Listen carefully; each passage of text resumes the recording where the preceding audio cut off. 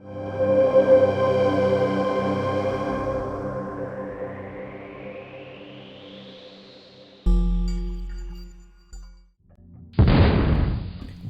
பிரதமர் ஸ்ரீமாவோ பண்டாரநாயக்கவுக்கும் இந்திய பிரதமர் லால் பகதூர் சாஸ்திரிக்கும் இடையில் ஓர் ஒப்பந்தம் கையெழுத்திடப்படுகின்றது. இந்திய வம்சாவளியினரான மலேக தமிழர்களின் குடியுரிமை பிரச்சினையை தீர்ப்பதற்கான ஒப்பந்தம் அது. மலேக தமிழர்களின் தலைவரான தொண்டமானுடன் இந்த ஒப்பந்தம் குறித்து இலங்கை அரசோ இந்திய அரசோ எந்த கருத்தையும் கேட்கவில்லை. இதன்படி மலேகத்தில் இருந்த இந்திய வம்சாவளி குடும்பங்கள் மாடுகள் போல் எண்ணிக்கை அடிப்படையில் பிரிக்கப்பட்டு ஒரு பகுதியினர் இந்தியாவுக்கு கப்பலேற்றப்படுகின்றனர்.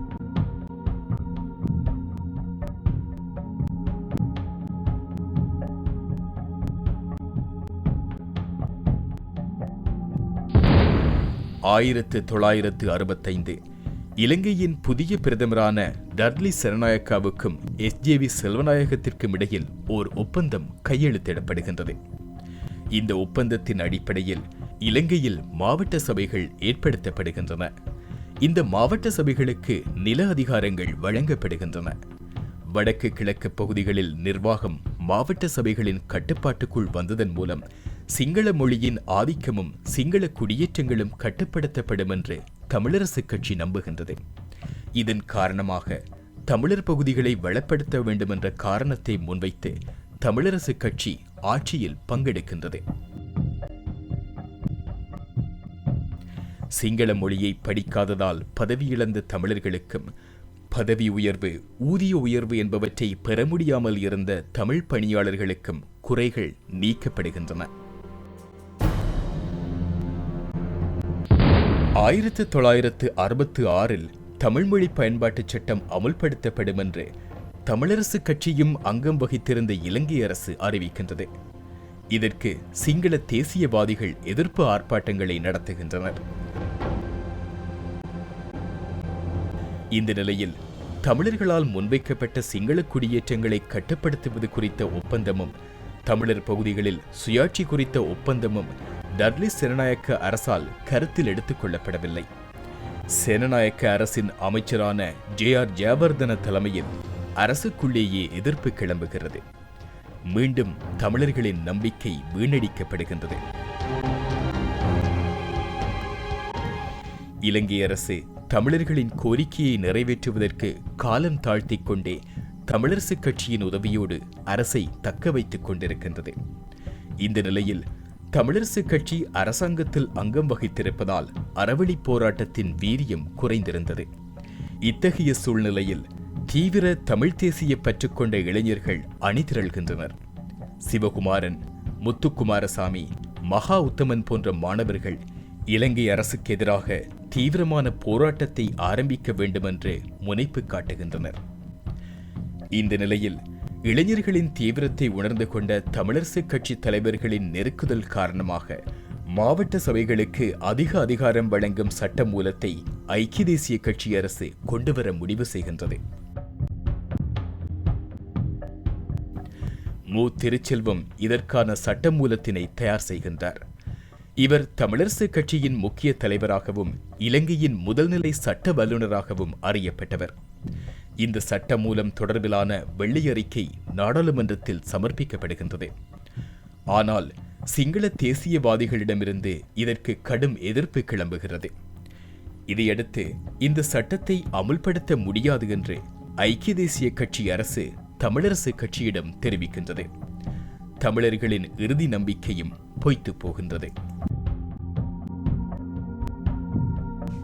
மீண்டும் சிங்கள குடியேற்றங்களை தமிழர் தாயக பகுதியில் இலங்கை அரசு ஆரம்பிக்கின்றது. தமிழர் தாயகத்தின் மையப்பகுதியான திருகோணமலை முழுவதையும் சிங்களமயப்படுத்துவதற்கு திருகோணமலையில் தமிழ் பல்கலைக்கழகம் நிறுவுவதற்கு தமிழரசுக் கட்சி மேற்கொண்ட முயற்சி இலங்கை அரசால் தடுக்கப்படுகின்றது. 1000 ஆண்டுகள் பழமையான கோணேஸ்வரர் ஆலயத்தை உள்ளடக்கிய பகுதி இந்துக்களின் புனித பகுதியாக அறிவிக்க வேண்டும் என்று தமிழரசுக் கட்சி கோரிக்கை வைக்கின்றது. ஆனால் இதனை இலங்கை அரசு ஏற்றுக்கொள்ளவில்லை. திருகோணமலை சிங்களவர்களின் பகுதி என்று அறிவிக்கும் இலங்கை அரசு அந்த பகுதியில் பௌத்த விகாரைகளை கட்டுகின்றது. புத்தர் சிலைகள் நிறுவப்படுகின்றன. தமிழர்களின் தொன்மையான வரலாற்றுக்கு ஆதாரமாக விளங்கிய தொல்லியல் சான்றுகள் இருந்த இடங்களில் பௌத்த விகாரைகள் கட்டப்படுகின்றன. இதனால் தமிழர்கள் அகழ்வாராய்ச்சிகளை எந்த காலத்திலும் மேற்கொள்ள முடியாதபடி நெருக்கடியை இலங்கை அரசு ஏற்படுத்துகின்றது. இந்த நிலையில் இனிமேலும் ஆட்சியில் ஒட்டிக் கொண்டிருப்பதில் அர்த்தமில்லை என்று நினைக்கும் தமிழரசு கட்சி இலங்கை அரசு மீதான எல்லா நம்பிக்கையும் தோற்றுப்போய் ஆட்சியில் இருந்து விலகிக் கொள்கின்றது.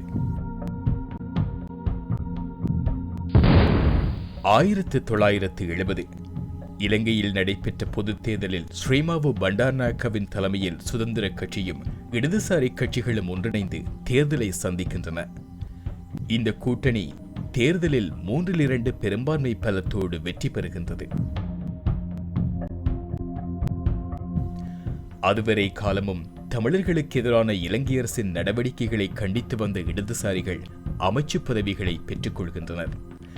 தேர்தலில் வெற்றி பெற்ற பின்னர் முதல் வேலையாக தமிழர்களின் கல்வி வளத்தின் மீது ஸ்ரீமாவோ அரசு கை வைக்கிறது.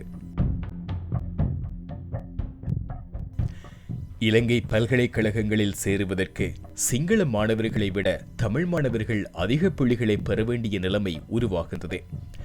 தமிழர் என்கின்ற இன அடையாளத்தை கொண்டிருப்பதனால் மட்டும் அதிக புள்ளிகளை பெற வேண்டும் என்கின்ற அரசின் உத்தரவு தமிழ் இளைஞர்கள் மத்தியில் கோபத்தை ஏற்படுத்துகின்றது. அடிமட்ட சமூகமாகவோ அடக்கப்பட்ட சமூகமாகவோ எந்த காலத்திலும் இருந்திருக்காத சிங்களவர்கள் இப்போது தமிழர்களின் தாயகத்தையும் சேர்த்து ஆட்சி அதிகாரத்தை செலுத்தி வரும் நிலையில் தமிழர்களை விட குறைவான புள்ளிகளை பெற்று பல்கலைக்கழகங்களுக்கு தேர்வு செய்யப்படுவது மிக திட்டமிட்ட வகையில் தமிழர்களின் கல்வி வளத்தினை அடக்கும் முயற்சியே என்று தமிழ் இளைஞர்கள் கொதித்து எழுகின்றனர். ஏற்கனவே தமிழரசு கட்சியின் அறவழி போராட்டத்தின் முனைப்பு குறைந்திருந்த சூழலில் அரசியலுக்கு வந்திருந்த தீவிர போக்கு கொண்ட தமிழ் இளைஞர்கள் குழுவாக அணிதிரள்கின்றனர். தமிழ் மாணவர் பேரவை உருவாக்கப்படுகின்றது. பாடசாலை மாணவர்களும் இளைஞர்களும் போராட்டங்களில் ஈடுபடுகின்றனர். இந்த போராட்டங்களை ஆயுத வழியில் அடக்குவதற்கு இலங்கை அரசு முனைகின்றது. இது மாணவர்கள் மத்தியிலும் இளைஞர்கள் மத்தியிலும் தமிழ் தேசியவாத எழுச்சியை வலுப்படுத்துகின்றது. தமிழ் இளைஞர்கள் பல்கலைக்கழகங்களிலும் கல்லூரிகளிலும் சிறிய சிறிய குழுக்களாக கூடி பேசுகின்றனர். அரசுக்கு எதிரான விடுதலை போர் ஒன்றுக்கான முதல் விதை முகிழ்கின்றது. 1972 இலங்கைக்கான புதிய அரசியல் சட்டத்தை ஸ்ரீமாவோ பண்டாரநாயக்க அரசு அறிமுகம் செய்கின்றது.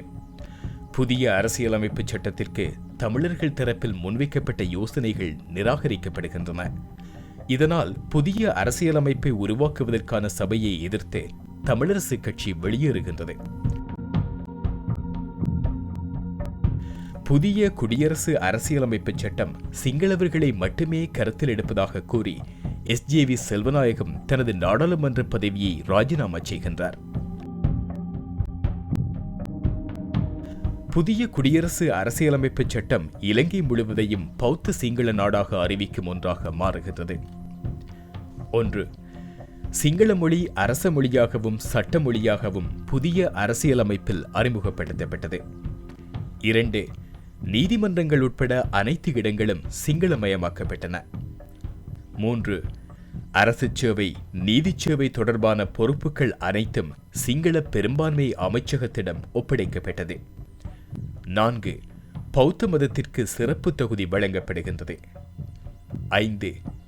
இலங்கை நாடாளுமன்றத்தின் பேரவை ஒழிக்கப்படுகின்றது. 6. தமிழர்களை பாதுகாப்பதற்காக சோல்பேரி அரசியலமைப்பில் குறிப்பிடப்பட்டிருந்த 29வது பிரிவு மாற்றப்படுகின்றது. இதுவரை காலமும் ஆங்கிலத்தில் சிலோன் என்றும் தமிழில் இலங்கை என்றும் அழைக்கப்பட்ட தீவு தேசத்தின் பெயர் ஸ்ரீலங்கா என்று தனிச்சிங்கள பெயராக மாற்றப்படுகின்றது. தமிழ், ஆங்கிலம், சிங்களம் என்ற மொழிகளிலும் ஸ்ரீலங்கா என்று உச்சரிக்கப்பட வேண்டும் என்கின்ற நிலை உருவாகின்றது. ஸ்ரீலங்கா ஜனநாயக சோசலிச குடியரசு என்ற புதிய பெயரோடு இலங்கை பௌத்த சிங்கள நாடாக அறிவிக்கப்படுகின்றது. தமிழர்கள் ஒன்றுபட்ட இலங்கை தீவுக்குள் சுயாட்சி அதிகாரங்களை பெற்று வாழலாம் என்று தமிழர்களுக்கு இருந்த இறுதி நம்பிக்கையும் ஸ்ரீலங்கா என்ற பெயர் மாற்றலோடு நடந்த புதிய அரசியலமைப்பினால் குழி தோண்டி புதைக்கப்படுகின்றது.